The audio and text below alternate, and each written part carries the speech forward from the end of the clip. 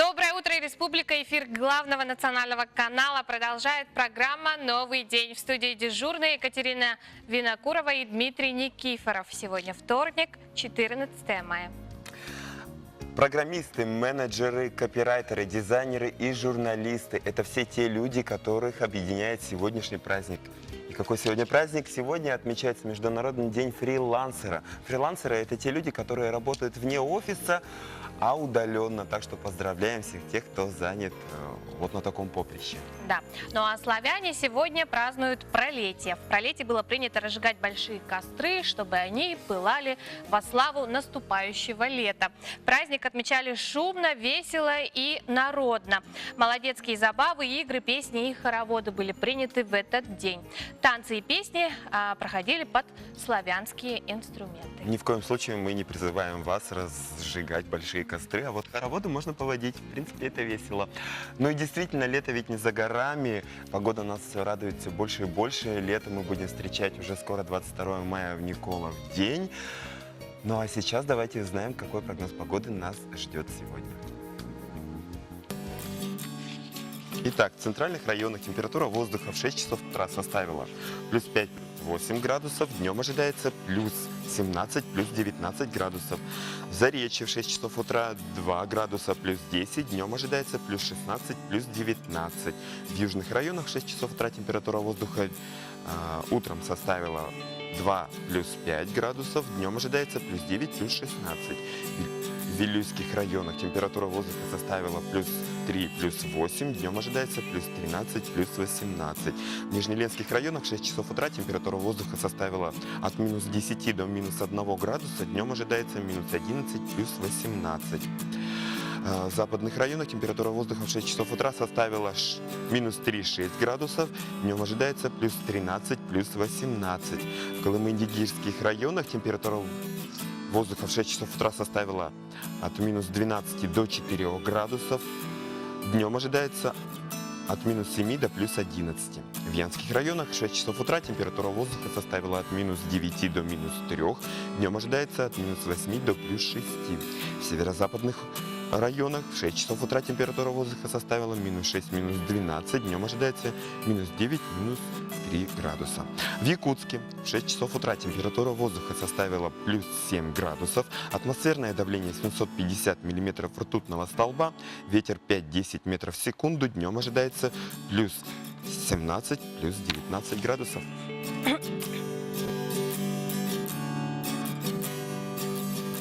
Дорогие телезрители, хотим вам напомнить про наш WhatsApp номер, абонент МТС 279-2262, на который вы всегда можете отправлять сообщения, ваши вопросы и пожелания для нас и наших гостей. А также можете кого-то поздравить. По возможности мы обязательно зачитаем их в сегодняшнем эфире.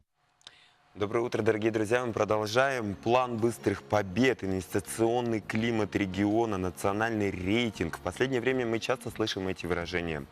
А что они означают на самом деле, мы не знаем. Сегодня как раз-таки в нашей рубрике «Пульс экономики» подробнее об этом расскажет вице-президент Торгово-промышленной палаты, председатель Совета Торгово-промышленной палаты по промышленной политике, цифровой экономике и развитию конкуренции, а также член проектного офиса республики по стратегическому развитию и национальным проектам Надежда Тамотовна Субрусская.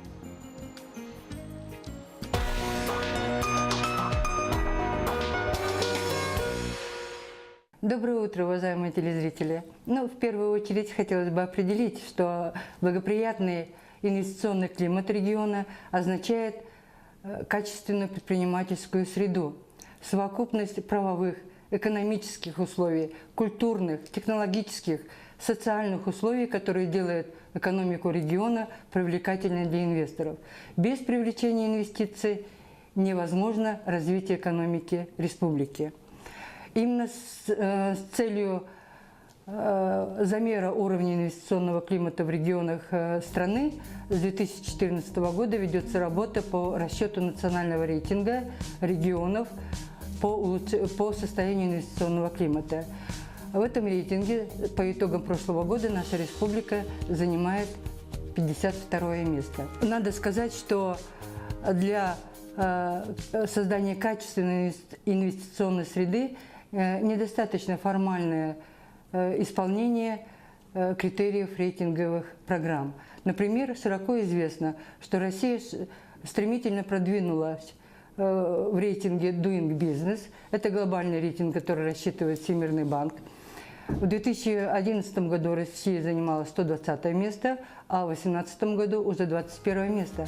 Мы с большим удовлетворением выслушали и изучили инвестиционное послание главы республики Арсена Николаева, которое он озвучил в конце прошлого года. Вся энергия послания нацелена на формирование инструментов, с помощью которых будет создаваться реальная инвестиционная привлекательность республики, в том числе с помощью якутского бизнес-сообщества. В инвестиционном послании определены обязательные условия, такие как учет инициатив местных предпринимателей, привлечение их к реализации крупных инвестиционных проектов, освобождение конкурентных рынков от присутствия предприятий с государственным участием. В самом деле, улучшение конкурентной среды и бизнес-климата является обязательным условием повышения инвестиционной привлекательности региона. Наличие и близость бизнес-партнеров, поставщиков, логистов, перевозчиков инвестор изучает уже на первом уровне принятия своего инвестиционного решения – заходить или не заходить на территорию. Ведь кто-то на месте должен выполнить вспомогательные работы, накормить, обеспечить связью, вывести продукцию. Поэтому сейчас в республике ведется работа по совершенствованию нормативно-правовой базы для повышения инвестиционной привлекательности региона, и торгово-промышленная палата участвует в этой работе. Спасибо за внимание. Держите руку на пульсе экономики родной республики. Доброе утро. Мы продолжаем наш эфир. Развитие экономических связей с Японией является одним из приоритетных направлений международного сотрудничества правительства Республики Саха-Якутия. Отрадно видеть, как сотрудничество между Якутией и Японией наращивает темпы. Сегодня более подробно мы говорим с нашей гостьей. У нас сегодня в студии начальник информационно-консультационного отдела и агентства по привлечению инвестиций и поддержке экспорта Республики Саха-Якутия Виолетта Никитина. Виолетта, доброе утро. Как нам известно, сегодня в столицу республики прибыла делегация из Японии. Расскажите, в каком составе и с какой целью они прибывают в столицу? Спасибо, что пригласили в студию, во-первых. Необходимо отметить, что прибыла очень многочисленная делегация. Это представители, руководители и представители банка Хоккайдо, также Toshiba Rus и VK Consulting, ООО JCB International и ООО «Японская инвестиционная платформа». Также прибыли руководители федеральных институтов развития, такие как Фонд развития Дальнего Востока и Байкальского региона и Корпорация развития Дальнего Востока. С какой целью они приехали? Мы проводим День японского инвестора, в рамках которого состоится открытие второй очереди теплицы нашей японской. Как вы знаете, это проект ООО «Саюри», круглогодичный тепличный комплекс на вечной мерзлоте с использованием японских технологий для выращивания овощей. Также мы проводим Саха-японский инвестиционный семинар. Что за семинар? Более подробно, да? Агентство по привлечению инвестиций и поддержке экспорта Республики Саха-Якутия проводит совместно с Министерством по внешним связям и делам народов Республики Саха-Якутия проводит инвестиционный семинар, Саха-японский инвестиционный семинар мы его назвали, в рамках которого японской стороне будут представлены потенциал региона. Это инвестиционный потенциал, экспортный потенциал и туристический потенциал. И самое главное, будут представлены инвестиционные проекты республики. Какие проекты будут представлены японцами? Что касается каких проектов, во-первых, о создании маршрутной сети по Японии расскажет акционерная компания, авиакомпания «Якутия». Это первый проект. Второй проект – это создание ювелирно-гранильного кластера в рамках ТСР «Кангаласы». Также акционерное общество «Водоканал» презентует свои проекты тоже. И последний проект – это модернизация Житайской судоверфи. Все они будут представлены. Ну а касательно уже реализованных проектов, которые с японцами? Да, ну, именно вот касательно успешных реализованных проектов, как я уже сказала до этого, сегодня состоится открытие второго этапа теплицы. Этот проект был реализован с участием Hokkaido Corporation. Это во-первых. Во-вторых, реализованный проект год назад, тоже в мае, была запущена печь. Мусоросжигающая печь для медицинских отходов с мощностью 500 тонн в год. Также Hokkaido Corporation. И третий проект, здесь необходимо отметить, что японские технологии были ну, хорошо, так сказать, испытаны на холоде, на севере нашем. И в поселке Тикси установлены 3 ветроустановки. И у них мощность 300 киловатт. Ну, вот, Достаточно большой проект. Да, делегация... Также можно, да, я еще продолжу. Да, очень важным является направление международного сотрудничества республики с банком Японии для международного сотрудничества JBIC.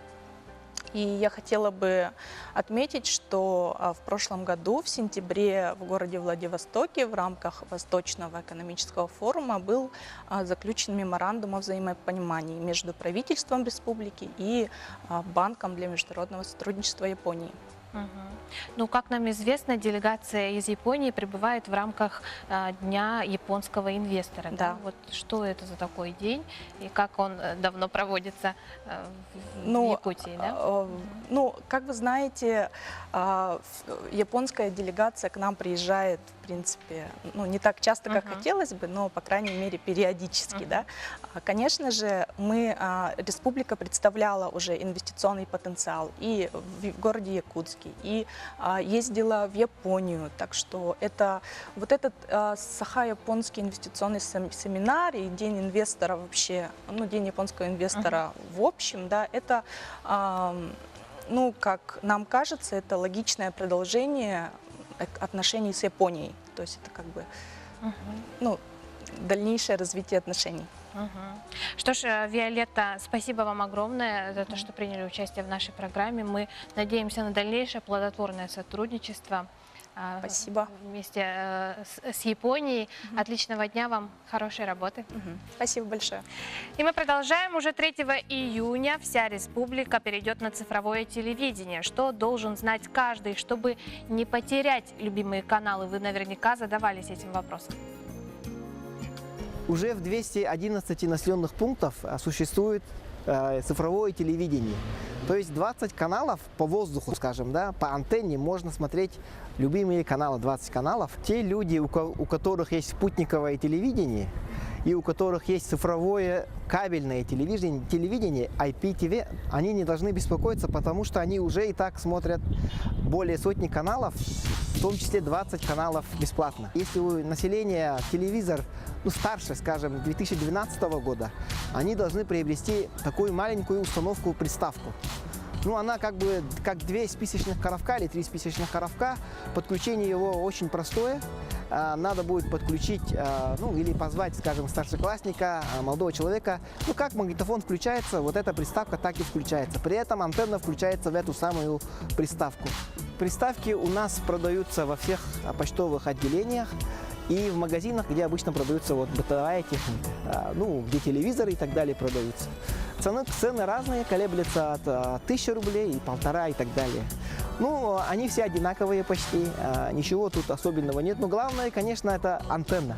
Антенна у нас уже другие, они ловят так называемые дециметровые антенны. Если спросите, вот у меня антенна для цифрового телевидения, скажут, что да, вот такая антенна подходит. Они немножко другие, но при этом, когда будет настраивать телевизор, необходимо все-таки учитывать, что оно не обычное аналоговое телевидение, то есть надо подвигать антенну, да, они могут ловить совсем по-другому и так далее. Тут необходима антенна и вот эта самая приставка. И в эту приставку включить антенну. И при этом выход из этой приставки, как обычный видеомагнитофон, включается в тюльпан. Есть категория населенных пунктов, которые не попали в перечень цифровых телевизионных наследников. Этим людям необходимо, во-первых, проверить свое спутниковое оборудование. Они, если подключены к Orion Express, телекарта так называемая, они должны уже перейти на бесплатный просмотр более 40 каналов. В том числе туда входят и НВК Саха, и Якутия-24. А у кого нет таких спутниковых приемных антенн, они по льготной цене договариваются или с телекартой, там где 40 каналов, или с НТВ+. Это 21 канал, в том числе НВК Саха. Вот эти населенные пункты мы по договоренности с Министерством связи в прошлом году заключил договор с этими операторами спутниковой связи. Они предоставляют льготную цену для этих населенных пунктов. Надо показать паспорт и уже купить это оборудование по льготной цене. Сейчас правительство разрабатывает проект документа, согласно которому будет проводиться компенсация для малоимущих, именно которые приобрели спутниковое оборудование. Такой переход у нас будет 3 июня. Более 500 волонтеров сейчас работают, к ним тоже можно обратиться. Они могут подключить вот к цифровому телевидению, если нет возможности подключить, научиться к этому. Если возникают вопросы, то можно обратиться в наш колл-центр, это мы специально открыли этот колл-центр, по номеру 8 800 350 14 14. Доброе утро, мы продолжаем наш эфир. Напоминаем вам про наш WhatsApp номер абонент МТС 279-2262, на который вы всегда можете отправлять свои пожелания, вопросы и поздравления. И как раз таки поздравляют этим утром девочек-немцев факультета иностранных языков Якутского государственного университета 82-го года выпуска. Абонент, к сожалению, не подписался, но последние его цифры 0296. Вот так вот здорово вспоминают свое студенчество наши телезрители. Доброе утро. Но мы продолжаем. 6 по 12 мая по инициативе Организации Объединенных Наций прошла 5-я глобальная неделя безопасности дорожного движения, посвященная теме лидерства в этой сфере. А подробнее мы о неделе безопасности сегодня говорим с нашим гостем, инспектором пропаганды управления ГИБДД МВД по республике, майором полиции Сергеем Ситынем. Доброе утро. Доброе утро, Екатерина. Доброе утро, Дмитрий. Доброе утро, уважаемые телезрители. Ага, если коротко говорить о истории, да, недели безопасности, нам известно, что она в 5-й раз уже проводилась, да? Ага. Значит, неделя безопасности, как уже сказали, была создана по инициативе Организации Объединенных Наций и Всемирного общества здравоохранения. Впервые она проводилась в 2005 году. Так как посвящена она, значит, ну, конечно же, безопасности дорожного движения на дорогах всего мира. Так как на дорогах мира ежегодно в результате ДТП уносят жизни более 1 миллиона 200 тысяч человек. Основной категорией вот этих людей, которые попадают в ДТП, это возраст от 10 до 24 лет. И первая неделя глобальная была посвящена, значит, именно участию в ДТП детей и молодежи. Но в этом году, значит, неделя посвящена теме лидерства в сфере безопасности дорожного движения. Так. Значит, Это как? значит, ну, Что всё зависит от кто нас, может, наверное, ну, конечно, да? все зависит От от нас. человека. Каждый человек может стать лидером в этой сфере. Но многое зависит также, например, вот от политиков, которые могут принять какое-то решение.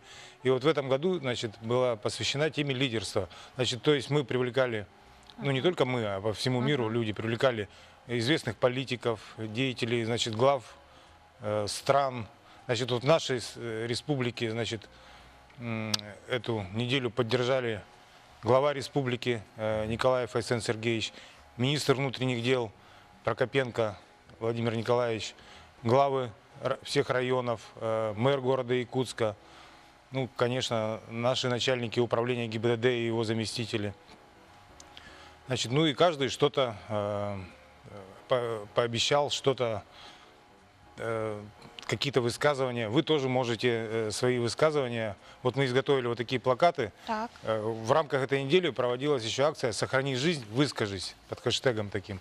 Значит, вы можете вот на таком плакате написать свое пожелание или высказывание и тоже присоединиться по этому хэштегу в Инстаграме к этой акции.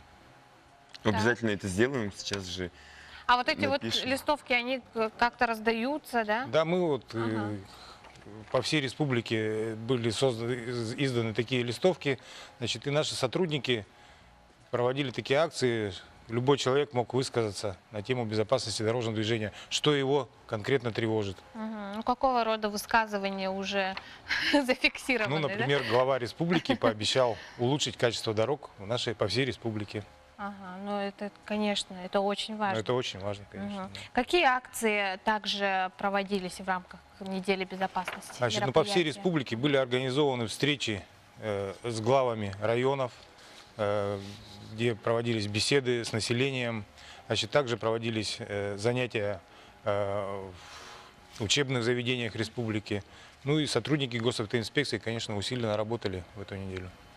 Но все-таки вот по теме недели, да, вот этой безопасности, лидерства, все-таки, правда, все зависит от нас самих, да? Да, конечно. Чем лучше мы будем соблюдать правила дорожного движения, тем безопаснее Конечно, будет на конечно, дорогах. да. И не только взрослым, но и самое главное. Это самое главное, да. детям. Несмотря ни на что, хоть в этой акции приняли участие, я говорю, политики, другие лидеры в других сфер деятельности, любой человек может стать лидером в этой сфере. То есть сам должен соблюдать правила дорожного движения и своим примером показывать пример подрастающему поколению, так как дети все время смотрят на нас. Ну да, дети повторяют за нами. Да. Тем более вот сейчас у нас начнется с 15 мая операция «Внимание, дети». Я хотел бы призвать всех участников дорожного движения быть особо внимательными. Сейчас наступили теплые дни, сейчас начнутся последние звонки. Будет очень много детей на улицах. На Особенно роликах, водителям да. и родителям быть особо внимательными. Конечно. Ну вот что касается самой недели, да, с какой периодичностью она проходит? Это получается не каждый год, да? Значит, неделя безопасности начала проводиться в 2005 году. Вот сейчас, Первая. да, первая. И вот сейчас это 5-я неделя. Это примерно где-то 3 раза. 1 раз в 3 года. Ну, лучше бы, конечно, чтобы она проводилась чаще, да? Хотелось бы так. Ну, да. Ну, мы можем, кроме этой недели, масса других мероприятий ежегодно проводится госавтоинспекцией совместно с другими заинтересованными ведомствами. Министерством образования, Министерством здравоохранения. Сергей, ну давайте обратимся еще раз к нашим телезрителям. Какие у вас будут пожелания? Да? Ну вот, как я уже сказал, с 15 мая по 15 июня в республике будет проходить профилактическая операция «Внимание, дети». Я хотел бы всех взрослых участников дорожного движения быть особо внимательными при проезде перекрестков, пешеходных переходов, в местах скопления детей, возле парков, школ. Сейчас будут последние звонки. Снижайте заблаговременно скорость перед такими местами. Ну и, конечно, сейчас также, так как потеплело, значит, очень много людей начинают выезжать на дачи, на шашлыки. Очень часто это, к сожалению, сопровождается употреблением алкоголя. Спасибо. Спасибо, Сергей. Удачного дня.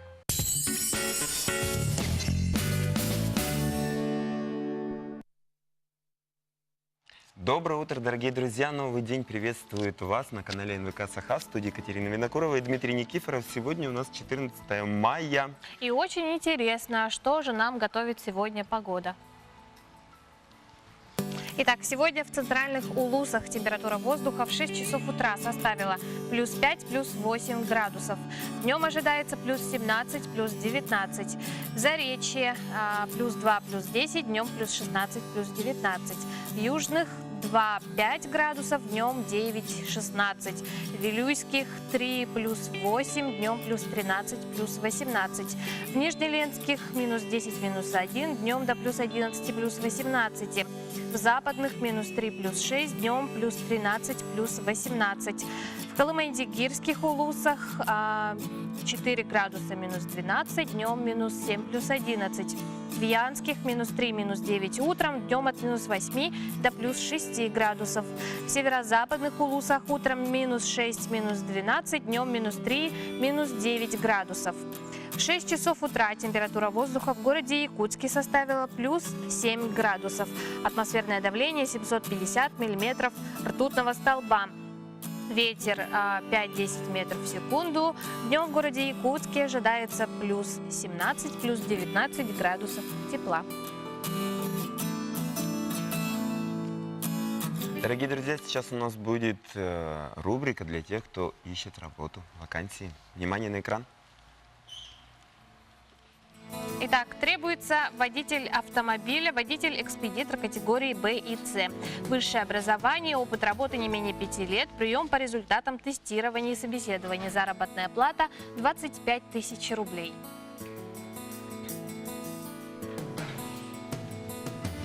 Также требуется главный юрист-консуль. Опыт работы по специальности не менее 3 лет в коммерческих организациях, прием по собеседованию. Заработная плата 44 тысячи рублей. Требуется инженер-электроник, высшее профессиональное образование. Стаж работы приветствуется. Заработная плата 37 тысяч рублей.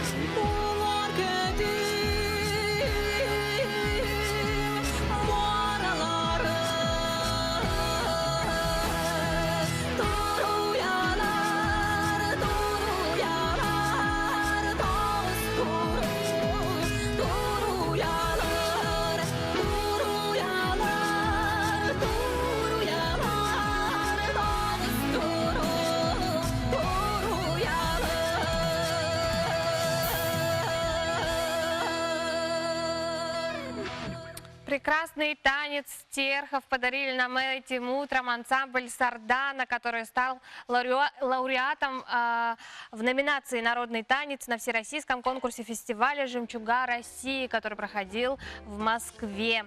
Девочки являются учащимися республиканской специальной школы-интернат, как и Айлана Степанова, уже известная нашей республике как юная певица. Айлана также с успехом вернулась из города Курска, где стала дипломантом международного детско-юношеского конкурса фестиваля незрячих музыкантов-исполнителей. Сегодня она в нашей студии вместе со своим учителем музыки Айталиной Анатольевной Петровой, а также с нами руководитель танцевального ансамбля «Сардана» Гелена Станиславовна Максимова. Доброе утро, уважаемые гости.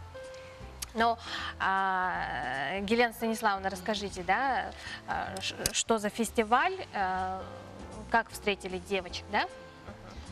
Ну, в нашем ансамбле занимаются дети с нарушениями слуха и зрения, ученики Республиканской специальной коррекционной школы-интернат.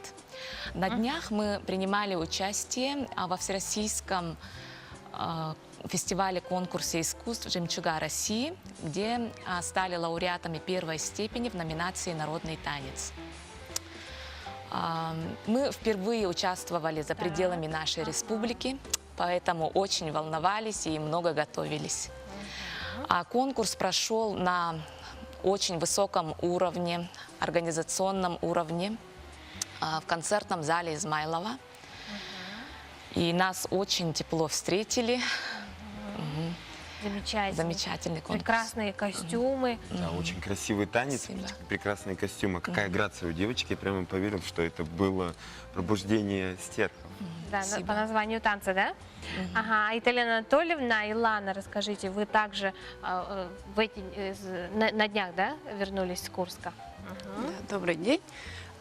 Мы участвовали в 8-м международном детско-юношеском фестивале-конкурсе для незрячих музыкантов-исполнителей в городе Курске. Мы прошли первый тур в феврале, и во втором туре нас пригласили на международный конкурс, чему были очень рады.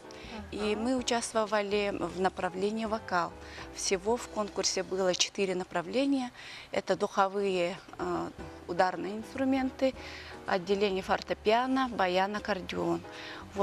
На направлении вокал конкурсантов было 25, а всего в конкурсе было из 52 регионов и более 200 участников. Из них на направление вокал стали лауреатами 3 парня и дипломантами нас было 3, из них Айлана Степанова. Молодец, Айлана, расскажи, что ты исполняла, да? Интересно. Я исполняла 3 романса. Турьялар, еще исполняла Комаркова. Еще исполняла «Отгадай, моя родная», Гурилев и «Жаворонок», Глинка. Какие красивые и достаточно сложные ведь произведения для ребенка. Конкурс очень серьезный. На вокале по положению исполняют романсы. Это академическое пение. Айлана, а как давно ты знакома, так сказать, с романсами? Как давно? Я Давай. знакома с романсами с 2016 года. И мне они очень понравились, эти красивые романсы. А самое твое любимое направление музыкальное какое? Что ты больше предпочитаешь исполнять? Вокал. Вокал, да? Да. А какие романсы тебе больше нравятся? Все-таки местных авторов или, местных я имею в виду республиканских, или все-таки российских, например, как Глинка? Мне нравятся российские романсы. Мне они очень нравятся. Они красивые, такие нежные. То есть русских композиторов. Ну, да. Да? Русский Да. композитор. Ага. Ну какие у тебя эмоции переполняют от поездки? Я Сильно очень- волновалась? Я не волновалась. Когда меня наградили дипломантом, я очень была радостна. Я обрадовалась. Мне было приятно. А ты ожидала, что станешь дипломатом? Я не очень ожидала. Думала, немножко плохо спела. Как-то, да. У тебя еще впереди все. ты достаточно юная для вокала, так что еще разовьешься, я думаю. Мгм. Но вообще успехи школы-интерната, они это первые успехи или всегда вот ребята какие-то... Ну, как сказали, в нашей школе занимаются дети после учебы в различных кружках, и в том числе музыкальных. У нас в школе направление как гитара, баян и фортепиано – это направление, вокал, вокальный ансамбль, вот, танцевальный ансамбль. Мгм. Что ж, уважаемые гости, спасибо. Дальнейших вам творческих успехов. Спасибо.